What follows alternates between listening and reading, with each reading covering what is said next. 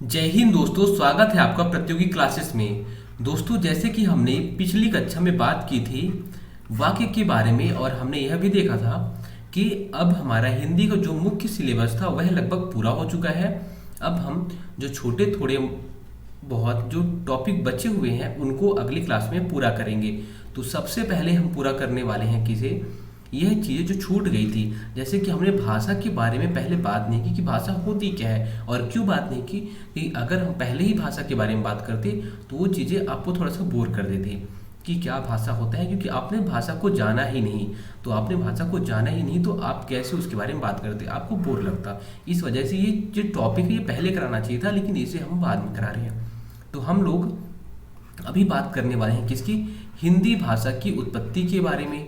अभी हम बात करेंगे हिंदी भाषा की उत्पत्ति और भाषा क्या होती है, भाषा आखिर होती क्या है, उसके बारे में बात की जाएगी। फिर हम लोग बात करेंगे कि बोली क्या होती है, बोली क्या होती है, राजभाषा क्या होती है, राष्ट्रभाषा क्या होती है। ये सारी चीज़ों को हम लोग सुनते रहते हैं। उपभाषा क्या होता है, ये ये चीज़ आखिर होती क्या है, ये भी हमें जानना जरूरी है। क्योंकि देखिए, क्वेश्चन यहाँ से पूछ भी सकता है और हमें जानना जरूरी इसलिए क्योंकि हमारी हिंदी भाषा की उत्पत्ति यहीं से होती है। तो हिंदी हिंदी भाषा हमारी हिंदी भाषा के बारे में जानना तो बहुत ही ज़्यादा जरूरी है। और आपको पता है कि जो हिंदी भाषा है यह अचानक से तो भाषा के रूप में नहीं आया होगा। जो हिंदी है जो आज हम लोग प्रयोग करते हैं खड़ी बोली का, वह अचानक से तो नहीं आया होगा। वह किसी ना किसी रूप में, किसी ना किसी रूप में आज आया होगा, आज खड़ी बोली के रूप में जिसे हम प्रयोग करते हैं। वह किस किस रूप में आया, कैसे आया, उसके बारे में, इसकी उत्पत्ति के बारे में सारा कुछ बहुत ध्यान से देखेंगे। उसके अलावा हम देखने वाले हैं कि जो पहले जो भाषाएं थी, जो पहले भाषाएं थी हिंदी भाषा के पहले, हिंदी भाषा के पहले भी तो कोई भाषा रही होगी। तो वो जो भाषाएं थी उस समय पे कौन कौन सी रचनाएं की गई। जैसे कि अगर हम लोग बोलते हैं पहले संस्कृत भाषा थी, तो संस्कृत में हम बात करते हैं कि महाभारत की रचना की गई, महाभारत की। तो और कैसी और कौन कौन सी रचनाएं की गई। फिर हम लोग बोलते हैं पाली, पाली भाषा थी जिसमें बुद्ध जो उपदेश दिया करते थे। तो पाली में जो त्रिपिटक की रचना की गई थी, त्रिपिटक सूत्र की, तो वह किस काल में थी। उसके बाद हम प्राकृत की बात करते हैं। ये सारी पहली भाषाएं थी, हमें पता है, हम लोगों ने इनका केवल नाम सुना है। तो अब हम बात करते हैं, अब हम बात करेंगे जैसे कि कालिदास हो गए, कालिदास या पाणिनि। तो ये किस समय पे थे, हमें पहली बात तो क्या पता चलेगा कि ये किस समय में थे और उस समय भारत की भाषा क्या थी। जैसे कि आज हम बात करते हैं कि भारत की जो मुख्य भाषा है, मुख्य या राजभाषा बोला जाए तो हिंदी में, क्योंकि ज़्यादातर लोगों द्वारा यही भाषा बोली जाती है। तो हम लोग मुख्यतः हिंदी भाषा को ही राजभाषा तो हिंदी भाषा है। और ये क्यों पता है कि उत्तर भारत के लगभग सभी राज्य हिंदी भाषा को बोलते हैं, समझते हैं। दक्षिण भारत में हिंदी बोली नहीं जाती लेकिन लोग समझते जरूर हैं। दक्षिण भारत में और ये उत्तर भारत में। तो दक्षिण भारत में तो अलग अलग भाषाएं बोली जाती हैं लेकिन उत्तर भारत में अलग भाषा रहती है। अब मुख्यतः बोला जाए तो हिंदी भाषा, क्योंकि ज़्यादातर लोग यही भाषा बोलते हैं। वैसे ही बंगाल के लोग बंगाली बोलते हैं। मराठा, मतलब यहाँ पे मराठी बोलते हैं लोग। फिर कुछ तेलुगु बोलते हैं। तो सबकी अलग अलग भाषाएं हैं, लेकिन हिंदी राजभाषा क्यों चुना गया, इसके पीछे तो एक रीजन होगा। तो ये सारी चीज़ें जो यहाँ पे बताई गई सारी चीज़ों को आने वाली कुछ कक्षाओं में हम कवर करने की कोशिश करेंगे। इसके अलावा संविधान में हिंदी के लिए क्या क्या प्रावधान है, संविधान में हिंदी भाषा के लिए या किसी भी भाषा के लिए क्या क्या प्रावधान किए गए हैं, और कौन कौन से आयोग हैं, कौन कौन से मंत्रालय हैं हिंदी भाषा के लिए, वो सारी चीज़ें हम आने वाली कक्षाओं में कवर करने वाले हैं। और यह बहुत महत्वपूर्ण और इंटरेस्टिंग टॉपिक है, बहुत इंटरेस्टिंग चीज़ें जब भी चलने वाली हैं कि हमें इसमें जानने को मिलेगा कि आखिर ये हिंदी भाषा कैसे आया, क्यों प्रयोग करते हैं हम, क्योंकि हम हिंदी भाषी राज्य में रहते भी हैं। तो हमारा जो आने वाला कुछ सेशन है वह बहुत इंटरेस्टिंग होने वाला है।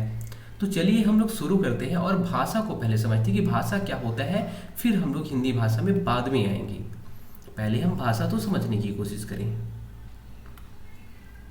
भाषा क्या होता है। अब ये बताइए, आप लोग सोचिए जरा कि जो आदिमानव रहते होंगे तो वह कैसे बात किया करते होंगे। क्या वो हिंदी में बात किया करते थे, क्या वो संस्कृत में बात किया करते थे, क्या वो अंग्रेजी में बात किया करते थे, कैसे बात किया करते थे, आप बताइए। तो उन्हें तो ऐसा आइडिया नहीं रहा होगा कि हाँ यार हम कुछ बोले। वो क्या करते रहे होंगे शुरू शुरू में, वो अगर उन्हें मान लीजिए मांस मंगना है तो वह इशारा करते होंगे ना, इशारा करते होंगे, हाँ मुझे चाहिए ये, ऐसे करके। तो ठीक है, उनके पास उस समय साधन कम थे, मांस था मान लीजिए, और हो सकता है पत्थर थे और तीर धनुष, यही चीज़ें, बस कुछ गिनी चुनी चीज़ें थी, तो इशारा करके वो मांग सकते थे। ठीक है, अब मान लीजिए जो चिड़िया होती है, चिड़िया, कुत्ते आदि, तो अभी ये तो नहीं बोल सकते ना, तो ये इशारा कर सकते हैं, तो ये कैसे बात करेंगे। और आपको बता दूं, जो ये इशारा कर रहे थे, तो इशारा करना भी एक क्या होता है, भाषा ही होती है। क्या होती है, भाषा ही होती है। और क्यों होती है भाषा, उसको हम लोग बाद में समझेंगे। जैसे चिड़िया है, अब चिड़िया क्या करेगी, चिड़िया आवाज़ करती है तो उससे पता चल जाता है, जैसे दूसरी चिड़िया, एक चिड़िया आवाज़ करेगी दूसरी चिड़िया आ जाएगी वहाँ पे। ऐसे जब कुत्ते, देखिए एक कुत्ता भौंकता है तो वह इशारे करता है और दूसरे कुत्ते भी भौंकने लग जाते हैं, तो इनकी भी भाषा है। चिड़िया जो चहचहाती है उसकी भी भाषा है। देखिए जब चहचहाती है तो बहुत सारी चिड़िया आ जाती हैं, तो भाषा है, वह कुछ ना कुछ बताती है, कुछ ना कुछ अपने विचार प्रकट करती है, तभी तो चिड़ियाएँ आती हैं। तो भाषा आखिर होता क्या है, भाषा केवल अंग्रेजी, उर्दू, हिंदी, यही बस भाषाएं नहीं होती। भाषाएं बहुत प्रकार की होती है। जैसे यहाँ पे हमने देखा, ये भी भाषा ही था। कुत्तों ने जो आवाज़ लगाया उसमें कुछ समझ नहीं आया, लेकिन वह भी भाषा था। देखिए यहाँ पे इशारे किए गए मांस मांगने के लिए, वह भी भाषा था। तो भाषा होता क्या है, सबसे पहले अगर बात की जाए तो भाषा संस्कृत की भाष धातु से मिला, भाष धातु से बना है। भाषा अगर बोला जाए कि भाषा शब्द कैसे हुआ, तो संस्कृत की भाष धातु से बना हुआ है, जिसका अर्थ होता है क्या, व्यक्त करना, कहना, अभिव्यक्त करना, बोलना आदि। तो भाष धातु से बना है जिसका अर्थ होता है व्यक्त करना, कहना, अव्यक्त करना या बोलना। देखिए यहाँ भी उसने अभिव्यक्त किया है, यहाँ भी उन्होंने बोला है, अव्यक्त किया है, और यहाँ भी उन्होंने बोला है। तो यह भी भाषा है, यह भी भाषा है, यह भी भाषा है। भले वह चाहे ध्वन्यात्मक भाषा हो, चाहे ध्वनि के द्वारा बात किया गया हो, चाहे वह इशारों में सांकेतिक भाषा या मूक भाषा। देखिए आपने देखा होगा कई चैनलों में आते हैं जिसमें जो रिपोर्टर रहते हैं, जो एंकर रहते हैं, उन लोग कैसे बताते हैं, जो कि जिन्हें सुनाई कम देता है उन्हें इशारों में बताया जाता है कि ऐसी ऐसी घटनाएं हुई हैं। तो वह भी तो सांकेतिक भाषा है, वह भी भाषा है। उसे आप नहीं बोल सकते कि वह भाषा नहीं, वह भी भाषा है, और संकेतों द्वारा वहाँ पे अपने विचारों को बताया जाता है। तो जब भी विचारों या अभिव्यक्तियों को दूसरों के समक्ष रखा जाए और दूसरों के विचारों और अभिव्यक्तियों को अपने विचारों और अभिव्यक्तियों को दूसरे के समक्ष रखा जाए और वह उसे समझाए, और दूसरे की अभिव्यक्ति और विचारों को रखा जाए और उसे उसकी अभिव्यक्ति और विचार समझ आए, वही तो संचार का माध्यम हो जाएगा, वही हो जाएगा भाषा। तो देखिए जैसे यहाँ पे कुत्तों ने इशारे किए, उन्होंने भौंका, तो उन्होंने अपने विचारों को बताया, तो वहाँ पे यह भाषा का एक माध्यम हो गया, एक संचार का माध्यम हो गया। वैसे ही चिड़ियों द्वारा संचार का माध्यम हो गया। तो ऐसे ही जब इंसान करता है, अपने विचार और व्यक्तियों को दूसरे तक पहुँचाता है और दूसरे की विचार अभिव्यक्तियों को अपने तक लाता है, उनके लिए जिस संचार या माध्यम की जरूरत रहती है, जिस संचार या माध्यम की जरूरत होती है, वही भाषा कहलाता है। शास्त्रों में कहा भी गया है, शास्त्रों में क्या कहा गया है कि भाष व्यक्त्यायाम वाची मतलब व्यक्तवाणी ही भाषा है। व्यक्तवाणी ही भाषा है। तो शास्त्रों में क्या कहा गया है? भाष व्यक्त्यायाम वाची, मतलब व्यक्तवाणी ही भाषा है। और भाषाओं के संदर्भ में और जो परिभाषाएं मिलती हैं, जो महत्वपूर्ण विद्वानों द्वारा परिभाषाएं दी गई हैं, उन्हें एक बार देख लेते हैं। जैसे कि अगर कामता प्रसाद गुरु जी क्या बोलते हैं, कामता प्रसाद गुरु जी की बात की जाए, वो क्या बोलते हैं कामता प्रसाद गुरु जी?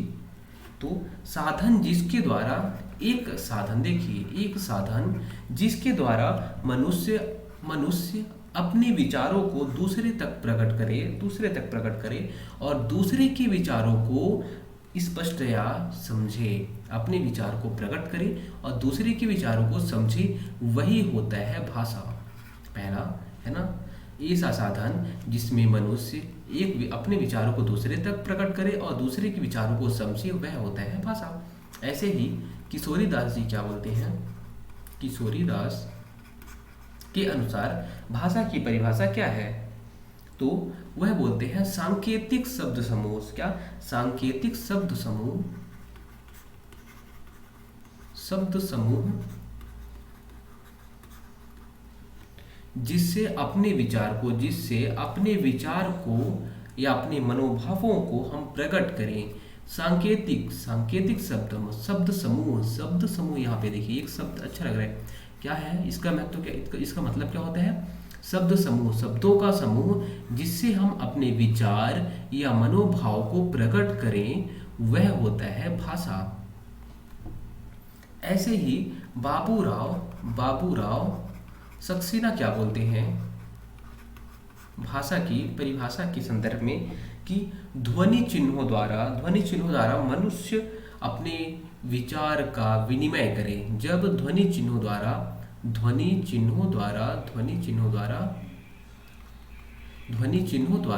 मनुष्य अपने विचार का विनिमय करे, है ना, एक बंदा बोल रहे हैं कुछ और दूसरा बंदा, ये देखिए वह भी विनिमय। क्या वस्तु विनिमय आपको याद आया? जब आपने इकोनॉमी की एनसीईआरटी पढ़ी हुई तो वहाँ पे एक चीज़ देखा होगा कि पहले लोग क्या करते थे, टमाटर लेते थे, एक ने टमाटर बेच दिया और दूसरे पास एक ने टमाटर दे दिया और उसके पास आलू ज़्यादा है तो ऐसे बेच दिया। मतलब उस समय पैसा नहीं था, जब पैसा नहीं था तो क्या करते थे लोग? विनिमय करते थे। मतलब एक से एक चीज़ को देना, दूसरे से उस चीज़ को लेना, वही होता था विनिमय। तो यहाँ पे ध्वनि का विनिमय किया जाता है कि एक बंदा दूसरे बंदे को बोलेगा, समझाएगा और दूसरे बंदे की बात को समझेगा, वह होता है क्या? भाषा। और परिभाषाएं ऐसे देखते हैं। महर्षि पतंजलि क्या बोलते हैं? महर्षि पतंजलि के अनुसार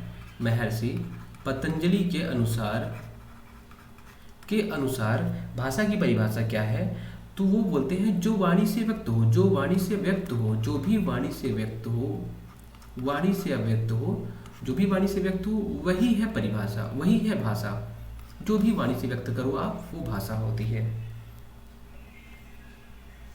ऐसे ही प्लेटो क्या बोलते हैं? प्लेटो को देख लेते हैं। और बहुत सारे विद्वान हैं, सबका अलग अलग कथन है। तो प्लेटो के अनुसार देखते हैं, वो बोलते हैं कि विचार आत्मा की मूक बातचीत है। विचार जो होती है, देखिए हमारे विचार, आपके विचार, सबकी विचार हमेशा हमारे दिमाग में चलते रहते हैं और यह आत्मा की मूक बातचीत है। तो वो बोलते हैं विचार आत्मा की मूक बातचीत है, मूक बातचीत है। जब वह ध्वन्यात्मक होकर, क्या? जब वह ध्वन्यात्मक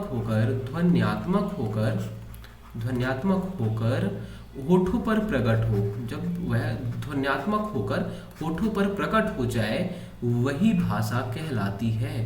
तो ये विचार जो होते हैं, विचार क्या है? आत्मा की मूक बातचीत। मूक मतलब गूंगा, जिसे बोलते हैं गूंगा, है ना। तो आत्मा की बातचीत है। एक्चुअली में जो विचार होते हैं वह गूंगे हैं, वह आत्मा में चलते रहते हैं। लेकिन जब यह ध्वन्यात्मक होकर, जब यह हम बोलने लग जाए, अभी तक तो आत्मा में चल रहा था, आत्मा के अंदर, दिमाग के अंदर, अब जब ध्वन्यात्मक होकर होठों पर प्रकट हो जाता है, वही भाषा कहलाता है, वही भाषा कहलाता है। तो इनका परिभाषा देखिए बहुत कितना अच्छा है। अब हमने जैसे पहले ही देखा कि भाषा क्या होती है, भाषा क्या होती है। तो भाषा एक ही चीज़ तो हमने देखा था कि नहीं होती, अलग अलग होती है। जैसे कि होती है क्या, सांकेतिक भाषा, सांकेतिक भाषा, है ना। आप इशारे कर रहे हैं किसी को, हाँ मान लीजिए जैसे आप किसी को बुला रहे हो, कोई दूर में है तो आपने इशारा किया तो उससे बस समझ में आ गया कि हाँ हाँ भाई इशारा कर रहा है, बुला रहा है। अब मान लीजिए आप उसको घूंसा दिखा रहे हैं, अपने घूंसा दिखा रहे हैं ना, जब घूंसा दिखाएंगे तो समझ में आएगा सामने वाले को, क्या आ जाएगा कि हाँ मुझे मारने की बात कर रहे हैं। जब घूंसा दिखाएंगे आप उसे, अपना हाथ दिखाएंगे, थप्पड़ दिखाएंगे, तो ये क्या बात होगा कि यहाँ पे वह मारने की बात कर रहे हैं। तो दोनों में आपने एक चीज़ देखा, एक कॉमन चीज़ क्या देखा आपने कि यहाँ भी विचारों का आदान प्रदान हो रहा था। जब इशारा किया तो इसने विचार का आदान प्रदान हुआ। बुलाया मतलब विचार का आदान प्रदान कैसे कि उसने उसे समझ आया ना कि हाँ वह बुला रहा है।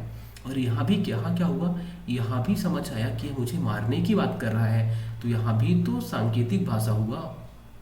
और भाषा का मतलब भी वही होता है कि विचारों का आदान प्रदान करना, विचारों का आदान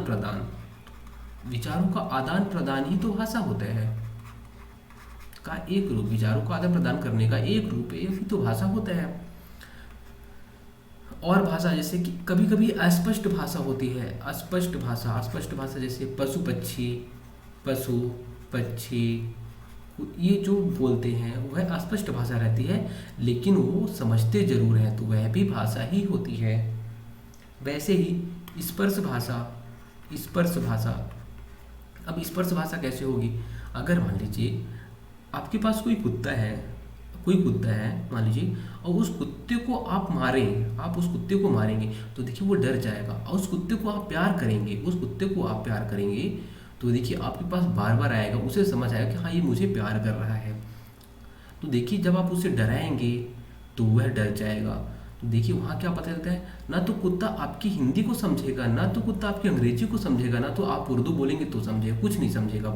वह क्या समझेगा कि आपने उसे प्यार किया तो आया, वो आपने उसके ऊपर चिड़चिड़ाया, उसे डांटा, या फिर आप उसे मारा, तो वहाँ पे मारा तो उसे दर्द हो तो वो भाग जाएगा।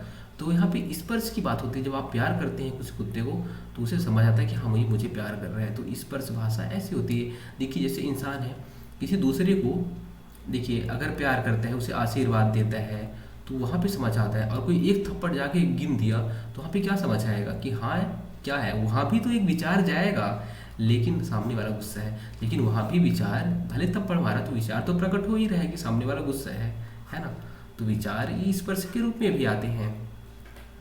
और इंगित भाषा भी होती है। इंगित भाषा कैसे, जैसे कि हम लोग किसी को बोलते हैं टाटा, बाय बाय, हाय, हेलो, तो वो सारी इंगित भाषाएं होती हैं। और वाचिक भाषा जैसे अभी हम बात कर रहे हैं तो वह वाचिक भाषा ही है। अगर हम लोग एक दूसरे से बात कर रहे हैं कॉल पे, वह वाचिक भाषा होती है। और लिखित भाषा जैसे हमने लिख के किसी चीज़ को समझा दिया। अगर मैं लिख के एक लेटर लिखा और उसको दे दिया, बोला ये देखिए लेटर है, और सामने वाले को समझ में आ गया, तो कुछ भी आपने लिख के अगर समझाया तो वह भी भाषा हुई। भाषा का मतलब आप भाषा से ना लें, हिंदी अंग्रेजी उर्दू को छोड़ दीजिए। आप केवल क्या ध्यान दीजिए कि विचारों का आदान प्रदान ही भाषा होता है। चाहे सांकेतिक भाषा हो, चाहे स्पष्ट भाषा हो, चाहे स्पर्श भाषा हो, चाहे इंगित, वाचिक, लिखित, मौखिक, जो भी होते हैं सारे भाषाएं ही हैं। अब हम लोग आगे बढ़े तो वहाँ पे देखते हैं कि भाषा के अनेक रूप होते हैं। कैसे, कुछ लोग बोलते हैं बोली। अब देखिए जब आप बोली बोलते हैं तो वहाँ भी तो हम एक दूसरे के विचारों को प्रकट करते हैं, समझते हैं, तो बोली भी भाषा का रूप होता है।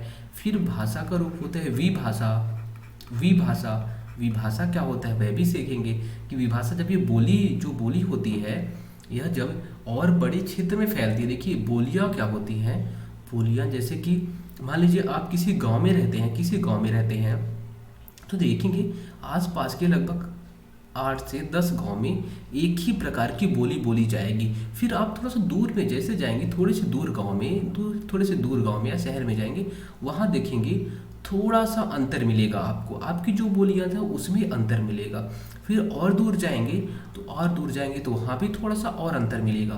तो हर जगह जो बोलियाँ होती हैं वह छोटी जगह पे होती हैं, किसी छोटी जगह पे। और जब विभाषा होता है वह जैसे देखिए यह 3 गाँव पे देखिए लगभग लगभग जो चीज़ें थी थोड़ी थोड़ी सिमिलर थी। तो वो जब एक बड़े क्षेत्र में होती है, ये जो बोलियां होती है थोड़े से बड़े क्षेत्र में होती है, तो वह विभाषा कहलाती है। फिर बात करेंगे हम लोग विभाषा के बाद क्या होता है, तो मानक भाषा या परिनिष्ठ भाषा, इसे बोलते हैं परिनिष्ठित भाषा। फिर होता है राष्ट्रभाषा। सारी चीज़ों को हम देखने वाले हैं, समझने वाले हैं होता क्या है। और राजभाषा, ये चीज़ें होती क्या है, क्या होती है आखिर। ये देखिए ये विभाषा, इसे हम लोग तुलनात्मक दृष्टि से करेंगे तो ज़्यादा अच्छे से समझ में आएगा कि क्या होता है। ठीक है, तो हम लोग अगर हम बोली की बात करेंगे तो हमने क्या देखा, जब छोटी जगह पे बात की जाएगी। और यहाँ पे देखेंगे जैसे आदिवासी क्षेत्र में आप जाएंगे तो वहाँ देखेंगे उनकी बोलियाँ अलग रहती हैं। फिर वहाँ से और अलग जाएंगे तो वहाँ पे अलग, फिर और। तो ये तो आपको पता है कि जो छोटी जगह पे जो चीज़ें जो विचार का माध्यम होता है, देखिए यहाँ भी विचार का माध्यम है, जो बोलियाँ होती हैं वहाँ भी विचार का माध्यम है ना। तभी तो वो एक दूसरे से बात कर पा रही हैं। अगर एक गांव वाले दूसरे से बात कर पा रहे हैं आपस में, तो वहाँ भी विचार का आदान प्रदान हो रहा है। तो जब वो विचार का आदान प्रदान वह ध्वनि संकेतों द्वारा छोटे एरिया में होता है, छोटे जगह पे होता है, और वहाँ पे देशज शब्द रहते हैं, देसी शब्द है ना, वो उनका खुद का शब्द रहता है। और उन शब्दों द्वारा ही उन बातों को आपस में बात करते हैं, उन्हें समझाते हैं, तो उसे बोली बोला जाता है जब छोटी जगह पे होता है। तो इसमें क्या होता है, इसमें कोई निश्चित लिपि नहीं होती। पहली बात, कोई निश्चित लिपि कहाँ से रहेगी, ये तो अपने से ही चीज़ों को बता देते हैं। कोई भी चीज़, जैसे कि मैं खा हूँ, मतलब आप अगर जिस एरिया में रहते हैं, जैसे मान लीजिए आप अभी छत्तीसगढ़ में रहते हैं, तो काबर जाथा, अभी तो छत्तीसगढ़ी बोली हो गई है ना, छत्तीसगढ़ी बोली हो गई। और इस देखेंगे काबर जाथा। अब देखिए अगर आप यूपी में रहते हैं, काबर जाथस, यहाँ पे छत्तीसगढ़ी में क्या बोलेंगे, काबर जाथस रे। देखिए अब छत्तीसगढ़ से अगर लगा हुआ यूपी का कोई पार्ट, तो वहाँ पे क्या बोलते हैं, काहे बरे जात है हो, क्या बोलते हैं वहाँ, काहे बरे जात है। तो देखिए क्या है, काबर जाथस, फिर वहाँ पे क्या बोलते हैं, काहे बरे जात है। हाँ, और एमपी का पार्ट है, तो एमपी में क्या बोला जाता है, कहाँ जात है। देखिए ये बघेली का पार्ट हो जाता है, यह वहाँ यूपी का एक, ये छत्तीसगढ़ी का हो जाएगा, फिर ऐसे यूपी में बोला जाता है। तो देखेंगे जो आसपास जगह लगे हुए हैं, आपस में, तो उनमें बहुत अंतर नहीं रहता, थोड़ा थोड़ा अंतर रहता है। तो आप अगर किसी राज्य की बोली को देखेंगे तो आसपास के जो राज्य रहते हैं, दूसरे राज्य, तो वहाँ से अगर लगा हुआ क्षेत्र है तो उसकी भी बोली यहाँ पे मिक्स होती है। और एक ही राज्य में कई बोलियाँ बोली जाती है, ऐसा नहीं है कि एक राज्य में एक ही बोली बोली जाएगी, बहुत सारी। अगर आप यूपी में रहते हैं तो ब्रजभाषा, अवधी, कन्नौजी। अगर आप एमपी में रहते हैं तो बघेलखंडी आदि भाषाएं फिर बोलियाँ बोली जाती हैं। फिर छत्तीसगढ़ में रहते हैं तो आप देखेंगे खलटाही और भी बहुत सारी भाषाएं, छत्तीसगढ़ी है तो बोली ही जाएगी। तो बहुत सारी भाषाएं बोली जाती हैं एक ही राज्य में, है ना, उन्हें बोलते हैं बोली, जो छोटे क्षेत्र में होती हैं। मतलब ये स्थानीय रूप से बोली जाएंगी, क्या स्थानीय या घरेलू रूप में, ये घरेलू है ना, स्थानीय घरेलू, और इसकी कोई निश्चित लिपि नहीं होगी। और यहाँ पे कोई साहित्यिक रचनाएं होती हैं, तो इन लिपियों में जब यहाँ पे जो बोली बोली जाएगी, उनमें की कोई साहित्य की रचना कैसे करेगा, क्योंकि यहाँ बोली का कोई जब निश्चित व्याकरण ही नहीं है, आप क्या बोलना चाह रहे कुछ समझ ही नहीं आता, कुछ ही शब्द होते हैं, ज़्यादा शब्द इनके पास रहते भी नहीं हैं, तो वहाँ से आप कैसे साहित्यिक रचना कर पाएंगे। तो साहित्यिक रचनाएं नहीं होती, केवल ये मौखिक रूप में प्रकट होते हैं। तो आपको बोली समझ आ गया होगा। अब हम लोग बोली की तुलना किससे करेंगे, विभाषा से करेंगे। विभाषा क्या होती है, तो जब बोली का सर्कल था, यहाँ पे ये देखिए अलग अलग, मतलब यहाँ पे कुछ अलग था, यहाँ पे कुछ अलग, यहाँ पे अलग। तो जब वह एक बड़े एरिया में हो जाता है, किसी भी भाषा को जब बहुत बड़े, थोड़े से बड़े एरिया में, बोली से ज़्यादा बड़े एरिया में, लगभग कुछ राज्यों, क्या कुछ जिलों कुछ राज्यों में जैसे बोलियां जो थी वह छोटे क्षेत्र में बोली जा रही थी। अब जब वह कुछ जिलों या कुछ राज्यों तक फैल जाएंगी, कोई भी अगर बोली है वह कुछ जिलों या कुछ राज्यों तक बोली जाएगी, मतलब इसका बोली से इसका अपेक्षाकृत जो क्षेत्र रहेगा वह विस्तृत रहेगा, विस्तृत क्षेत्र रहेगा। तो वहाँ पे विभाषा, उसे हम विभाषा बोलते हैं। यहाँ पे जब देखिए, जब राज्यों या जिलों में पहुँच जाएगी कोई भी बोली, है ना, कोई भी चीज़ बोली जाएगी, तो वह वहाँ पे आपको पता है कि उसका साहित्यिक रचना होने लग जाएगा, साहित्यिक रचना होने लग जाएगा। क्यों होगा?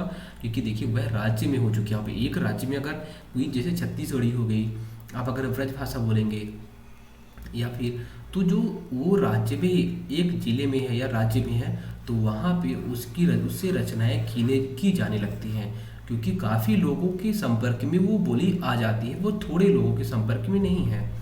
तो वहाँ पे साहित्यिक रचनाएं कर सकते हैं आप।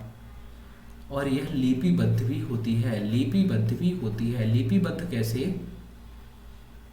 कि उसका लिखने का जो तरीका रहता है, उसका लिखने का तरीका एक होता है। जैसे कि हम लोग मुख्यतः जो भारत में लिपि लिखी जाती है, जितनी भी लिपि लिखी जाती है, मुख्यतः वो देवनागरी लिपि में लिखी जाती हैं। कौन सी?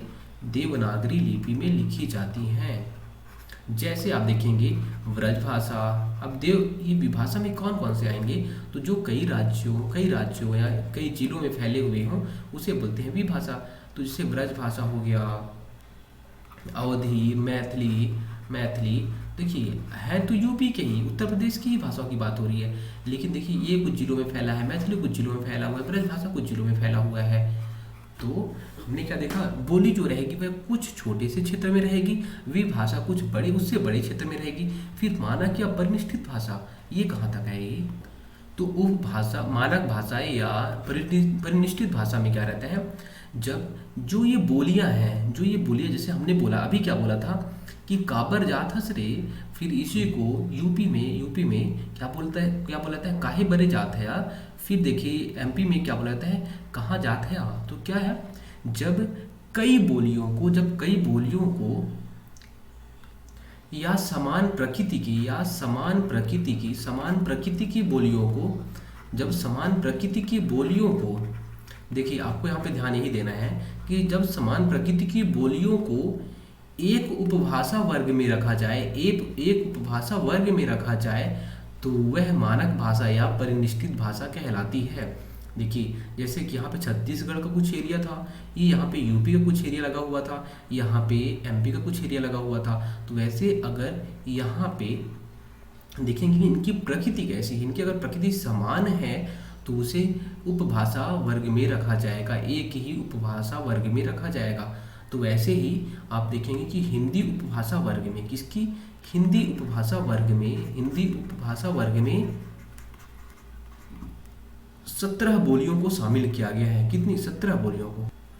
तो मतलब एक उपभाषा में कई बोलियों को शामिल किया जा सकता है।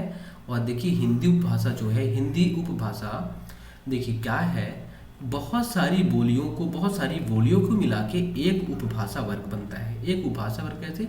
समान प्रकृति की रहेंगी, जब समान प्रकृति की रहेंगी तो उसे एक उपभाषा वर्ग में डाल दिया जाता है। क्यों? क्योंकि उनकी प्रकृति समान है। और जैसे कि हमने देखा हिंदी उपभाषा वर्ग में 17 बोलियों को रखा गया है। अब 17 बोलियों में कैसे कैसे इसे रखा गया है, देखिए यहाँ से भी क्वेश्चन पूछ लिया जाता है कि हिंदी उपभाषा में कौन कौन सी बोलियाँ आती हैं, कौन कौन से वर्ग हैं। तो इसमें कौन कौन से आते हैं? पश्चिमी हिंदी, पूर्वी हिंदी, राजस्थानी हिंदी, बिहारी हिंदी और पहाड़ी हिंदी। क्या? पहाड़ी हिंदी। तो जो इसमें 5 उपवर्ग में बांटा गया है। और फिर यहाँ पे देखिए क्या बोला गया है कि हिंदी उपभाषा वर्ग है, उसमें 17 बोलियों को शामिल किया गया है। और मुख्यतः उसमें जो है 5 उपवर्ग हैं। 5 उपवर्ग में देखेंगे कि पूर्वी हिंदी, पश्चिमी हिंदी, राजस्थानी हिंदी, बिहारी हिंदी और पहाड़ी हिंदी। अब इनमें कितनी कितनी बोलियों को लिया गया है? तो पश्चिमी हिंदी से 5 बोलियों को लिया गया है और पूर्वी हिंदी से 3 बोलियों को लिया गया है। राजस्थानी हिंदी से हमने लिया 4 बोलियों को, वैसे ही बिहारी हिंदी से लिया हमने 3 बोलियों को, और पहाड़ी हिंदी से लिया हमने 2 बोलियों को। जब आप इसे काउंट करेंगे तो कितना होगा, 17 होगा। 5 2 7 3 10 4 14 है, 14 3 17। तो 17 बोलियों को शामिल किया गया है किसमें, हिंदी उपभाषा वर्ग में। और एक उपभाषा वर्ग में कई उपवर्ग हो सकते हैं, और उपवर्गों को बांटा गया कैसे, पूर्वी, राजस्थानी, बिहारी, पहाड़ी, पश्चिमी। और फिर उसमें कितनी बोलियां शामिल की गई, तो 5 पश्चिमी से। तो आपने यहाँ पे क्या देखा, थोड़ा सा क्या मतलब डाउट हो रहा होगा कि बोली को हमने जब शामिल किया तो उपभाषा में शामिल किया, और उपभाषा में भी कई उपवर्ग हो सकते हैं, है ना। उपभाषा को बोलियों में शामिल किया,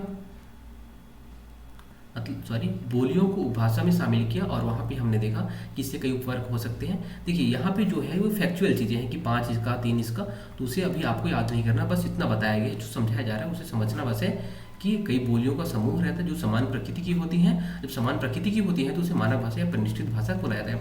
अब राष्ट्रभाषा क्या होता है, राष्ट्रभाषा क्या होता है उसे समझने के पहले हमें देखिए एक चीज़ और इसमें ध्यान देनी पड़ेगी कि देखिए जब हिंदी उपभाषा वर्ग हो गया और मानक भाषा है तो इसमें क्या क्या चीज़ें रहेंगी। अब इसमें क्या साहित्यिक रचनाएं होंगी क्या, अभी तक जैसे बोलियों में साहित्यिक रचनाएं नहीं हो रही थी, तो क्या जब मानक भाषा बन जाएगी तो क्या साहित्यिक रचनाएं होने लग जाएंगी क्या, तो हाँ इसमें साहित्यिक रचनाएं शुरू हो जाएंगी। साहित्यिक रचनाएं होती हैं और इसका मानक व्याकरण भी होता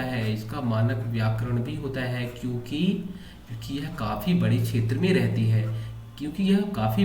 फैली रहती है, इसलिए इसका मानक व्याकरण होता है। इसमें साहित्यिक रचनाएं भी होती है और इसकी लिपि भी होती है। क्या इसकी लिपि भी होती है, तो लिपि देखिए विभाषा में भी होती है, इसकी साहित्यिक रचनाएं होती हैं, लेकिन इसमें व्याकरण नहीं रहता। और व्याकरण किस में रहता है, मानक भाषा में रहता है, परिनिष्ठित भाषा में रहता है। अब आगे राष्ट्रभाषा क्या होता है, जो यह परिनिष्ठित या मानक भाषा है, जो यह मानक या परिनिष्ठित भाषा है, जब यह अधिकतम लोगों द्वारा, अधिकतम निवासियों द्वारा बोली जाने लगी, अगर इसे बोले हम लोग कि अधिकतम लोग इस चीज़ को बोल रहे हैं, इस बोली को बोल रहे हैं, इस भाषा को बोल रहे हैं, वही उसके सांस्कृतिक, राजनीतिक और धार्मिक,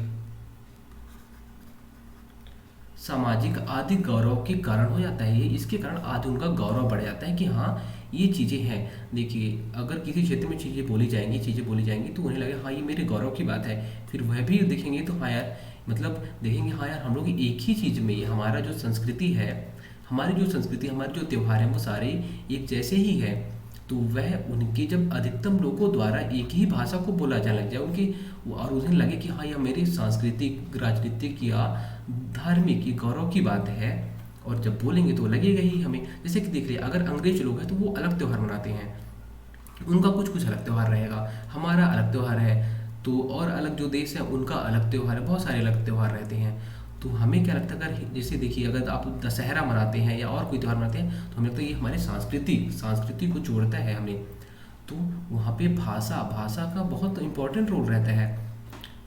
तो जब अधिकतम लोगों द्वारा, अधिकतम निवासियों द्वारा किसी भी भाषा को अपनाया जाए तो उसे बोलते हैं हम लोग राष्ट्रभाषा। अब देखिए एक राष्ट्र में एक से अधिक राष्ट्रभाषा हो सकती है, ऐसा नहीं है कि अगर हम लोग हिंदी ही बोल रहे हैं तो हिंदी ही हमारी राष्ट्रभाषा हो जाएगी, ऐसा नहीं है। यहाँ पे एक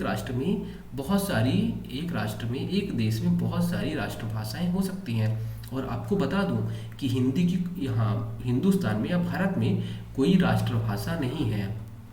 क्या भारत में कोई राष्ट्रभाषा नहीं है, आपको ध्यान देना पड़ेगा कि अगर आपको लगे कि हाँ हिंदी राष्ट्रभाषा है तो ऐसा कुछ नहीं है, भारत में कोई राष्ट्रभाषा नहीं है।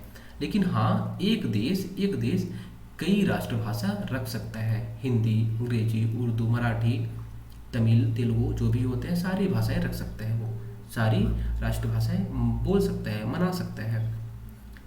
अब हम लोग राजभाषा देखते हैं कि राजभाषा क्या होता है। तो राजभाषा एकदम सिंपल से है कि सरकार द्वारा जब सरकारी कामकाज किए जाते हैं तो जो भाषाएं प्रयुक्त की जाती हैं सरकारी कामकाज में जो भाषाएं प्रयुक्त की जाती हैं उसे ही हम बोलते हैं राजभाषा।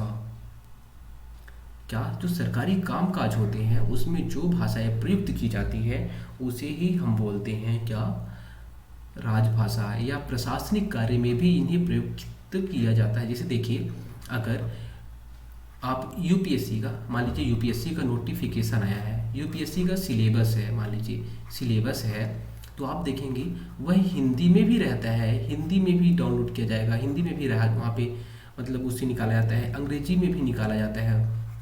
क्यों? क्योंकि देखिए वह प्रशासनिक है, सरकारी कामकाज के लिए ज़रूरी हो जाता है। तो देखिए क्या वह हिंदी में दिया जाता है, अंग्रेजी में दिया जाता है। क्यों दिया जाता है? क्योंकि लोग उसे समझे और यह हमारी राजभाषा है। हिंदी भी हमारी राजभाषा है, अंग्रेजी भी हमारी राजभाषा है। तो जो सरकारी कामकाज के लिए जैसे जो भी नोटिफिकेशन आते हैं, आप देखेंगे वो हिंदी और अंग्रेजी में मुख्यतः रहते हैं, क्योंकि ये दोनों हमारी राजभाषाएं हैं। वैसे ही आप देखेंगे कि जो ये राजभाषा या प्रशासनिक भाषा, तो मध्यकाल में क्या थी? मध्यकाल के समय प्रशासनिक भाषा क्या थी? तो जब मध्यकाल मतलब अरबी लोग थे, तो उस समय फारसी प्रयुक्त किया जाता था। मतलब सरकारी कामकाज के लिए जो भी कामकाज किए जाते थे वह मुख्यतः फारसी में किए जाते थे। फिर आप देखेंगे कि जब अंग्रेज आए तो क्या थी? तो अंग्रेज के समय जो प्रशासनिक काम किए जाते थे वह अंग्रेजी में किए जाते थे, अंग्रेजी में। तो अभी किस में किए जाते हैं? हिंदी और अंग्रेजी दोनों में किए जाते हैं। उसके पहले मध्यकाल में फारसी में किए जाते थे और अंग्रेज के समय तो अंग्रेजी में किए जाते थे। तो दोस्तों आज हम लोग इतना ही करेंगे। हमने समझा बोली को, बोली क्या होता है थोड़े एरिया में, विभाषा उससे जब तो छोटे एरिया से थोड़ा सा बढ़ता है वो एरिया, और वहाँ पे साहित्यिक रचनाएं हो सकती हैं, लिपिबद्ध हो सकती है। और जब थोड़े से एरिया से और थोड़ा मतलब उनका एरिया हल्का सा बढ़ता है तो उसे बोलते हैं विभाषा। और जब यही बोलियाँ उनका एक समूह बन जाता है और उनका एक प्रकृति, उनका जो प्रकृति रहता है वह समान प्रकृति की होती है, तो वह मानक भाषा या परिनिष्ठित भाषा होती है, उन्हें बोलते हैं परिनिष्ठित भाषा। और इनमें साहित्यिक रचनाएं भी होती है, मानक व्याकरण भी होता है, लिपिबद्ध भी होती हैं। जैसे हमने देखा हिंदी भाषा वर्ग में हिंदी भाषा में 5 उपवर्ग होते हैं। 5 उपवर्ग में कौन कौन सी? पश्चिमी हिंदी रहती है, पूर्वी हिंदी रहती है, राजस्थानी हिंदी रहती है। तो इनकी जो प्रकृति है वो लगभग एक जैसी है, इसलिए इसे हिंदी भाषा वर्ग में शामिल कर लिया गया। फिर हमने देखा राष्ट्रभाषा क्या होता है। तो राष्ट्रभाषा के लिए हमने देखा कि अधिकतम निवासियों द्वारा जो उनके सांस्कृतिक, राजनीतिक या धार्मिक उन्हें गौरव प्रदान करे, अधिकतम निवासियों द्वारा उसे बोला जाए, वह होता है राष्ट्रभाषा। तो भारत में कोई राष्ट्रभाषा नहीं है। राजभाषा, तो भारत में दो राजभाषाएं हैं, हिंदी और अंग्रेजी। यह मुख्यतः सरकारी कामकाज के लिए प्रयुक्त किए जाते हैं। तो आज का दोस्तों जो भी हमने अभी समझा उसको आपको रिवीजन करना है। बहुत इंपॉर्टेंट चीज़ आज हमने देखी और इन्हीं चीज़ों के बारे में अभी हम बात करने वाले हैं। अभी तो हम हिंदी की उत्पत्ति पे आए ही नहीं, तो अगली क्लास में हम लोग कोशिश करेंगे कि हिंदी की उत्पत्ति देखिए कहाँ से हुई। तो दोस्तों मिलते हैं अगले वीडियो में। Bye, take care.